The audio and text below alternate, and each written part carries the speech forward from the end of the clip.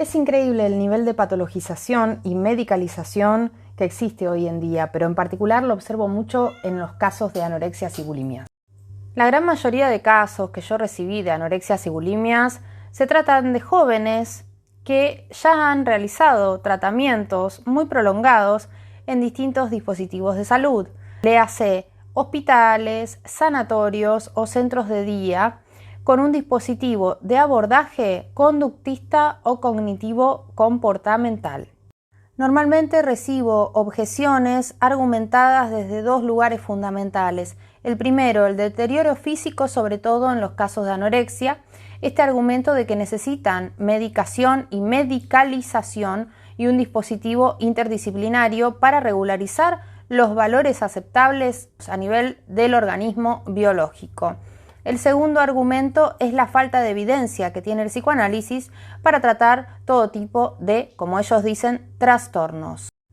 La propuesta terapéutica del psicoanálisis no es hegemónica, no se adapta a los oficialismos y las hegemonías hospitalarias y del sistema alias negocio de la salud, con lo cual surgen toda una serie de contrastes en relación al discurso médico. Esto no quiere decir que en el caso, por ejemplo, de una anorexia de hace muchos años, no sea necesaria la intervención de otros discursos y la interdisciplina. El núcleo del problema en relación a las políticas implementadas en salud mental a la hora de tratar una anorexia y una bulimia tiene que ver con lo que se concibe como causa de esta problemática subjetiva, ya que tanto la anorexia como la bulimia no se deben a un desorden comportamental o conductual, referido a la voluntad de la paciente. Tampoco se deben a un trastorno orgánico en alguno de los órganos referidos a la alimentación, el metabolismo, la nutrición. Esto quiere decir que la anorexia y la bulimia no tienen que ver con un déficit hormonal u orgánico que tenga que ver con el sistema nervioso central o con un mal funcionamiento del sistema digestivo, metabólico. Ojalá fuese tan simple como alimentarlas, normalizar sus niveles físico-químicos, enseñarles a comer bien y mandarlas a su casa. La anorexia y la bulimia responden a una compleja trama inconsciente que sostiene toda una serie de síntomas. Estos síntomas arman para el sujeto en cuestión un estilo de vida. El compromiso orgánico que supone la anorexia y la bulimia generalmente produce interdiscursivas con médicos clínicos, con psiquiatras, con nutricionistas.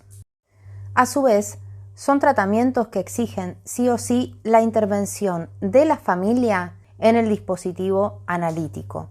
Esto no siempre es viable. En muchísimas ocasiones la familia o no participa o no sigue las indicaciones dadas por los profesionales. Lo que no es aconsejable es patologizar una anorexia o una bulimia y reducir el discurso del sujeto a sus síntomas. Siguiendo a Michel Foucault en El nacimiento de la clínica, si nosotros nos enfocamos exclusivamente en los síntomas, nos metemos en la dialéctica médica. El discurso médico no es el discurso del psicoanálisis, esto es el discurso de la palabra, sino más bien el discurso de la mirada. ¿Qué es lo que vamos a provocar? Es muy sencillo y se demuestra. Todos los que están en el ámbito lo demuestran muy fácilmente y a corto tiempo. Lo que hacemos es producir una identificación más contundente del sujeto con sus síntomas y esto genera un acrecentamiento de los síntomas. Sabemos cómo se valora el discurso médico en nuestras sociedades. El tema ¿cuál es? No va por cuál es mejor o cuál es peor, sino por la esencia del padecimiento subjetivo en juego. El discurso médico puede abordar los desórdenes orgánicos que se están presentando, pero solo los va a poder abordar de manera provisoria. En los dispositivos hegemónicos observamos una triste historia. La paciente con anorexia ingresa en una hospitalización, la tienen una semana, máximo 10 días internada, la alimentan por sonda y luego, por supuesto, tratamiento ambulatorio con nutricionista, psiquiatra y psicóloga. El tema es lo que la joven sigue haciendo en su casa, ya que no se abordaron las causas durante la hospitalización y que por otra parte es un dispositivo que carece de privacidad como para abordar las profundidades de lo inconsciente. Vemos a cómo los sujetos repiten y enaltecen sus síntomas incluso con más fuerza. En casos que ya están muy establecidos en las pacientes, las internaciones son periódicas, son reiteradas y lamentablemente tanto la familia, que sufre muchísimo, como la paciente en juego se van adaptando y van naturalizando este estilo de vida y creen que no tiene solución y no tiene por qué ser así siempre, pero la condición es abordar las causas. Ahora, el abordaje de las causas no es sencillo. Requiere de condiciones, encuadre, dispositivo, colaboración. En muchas ocasiones no es que el psicoanálisis no opere o que la psicología no opere, sino que la política implementada no está operando como debería operar, o que quizás puede ser que el psicólogo tratante esté operando con la política correcta, pero los otros intervinientes, los otros profesionales intervinientes no. Entonces ahí ya se arma un teléfono descompuesto. Para darles un ejemplo, yo estoy en contra del pesaje. Estoy en contra de pesar a las pacientes por motivos que puedo desarrollar un montón en mi curso dedicado a esta temática. Me llevaría horas fundamentar y desarrollar. Estoy en contra de un discurso del bien comer, porque justamente fue ese discurso lo que las enfermó. Un discurso de la norma, un discurso acerca del bien, el bien comer, el bien vivir, el bien ser, por sobre todas las cosas, fue lo que resulta enfermante para estas jóvenes. Y el discurso médico es un discurso bien hecho. No llega a ser una ciencia física, pero no deja de ser una ciencia humana. Entonces predica también ese mismo nivel de verdad. Que no digo que esté mal, yo adoro la medicina y respeto a todos los profesionales, más aún esos profesionales que aman su trabajo y saben lo que hacen. No se trata de eso, sino de la posición subjetiva que estamos pretendiendo tratar.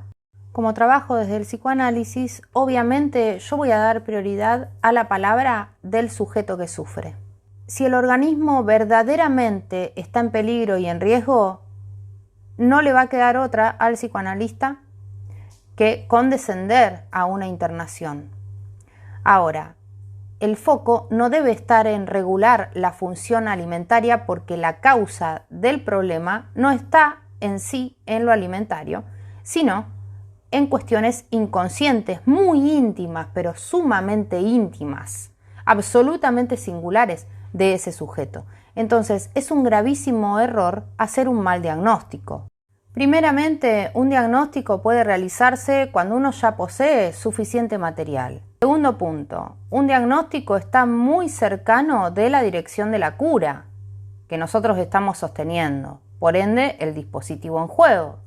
Entonces, si nosotros hacemos mal un diagnóstico, vamos a armar un dispositivo incorrecto para ese caso particular, para esa situación subjetiva particular.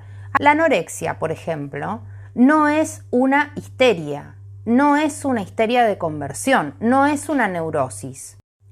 La anorexia y la bulimia no son trastornos borderline, no son adicciones. Entonces, no deben ser tratadas cual adicciones. La anorexia y la bulimia no son depresiones. Entonces, no deben ser medicalizadas como si se tratase de una depresión mayor.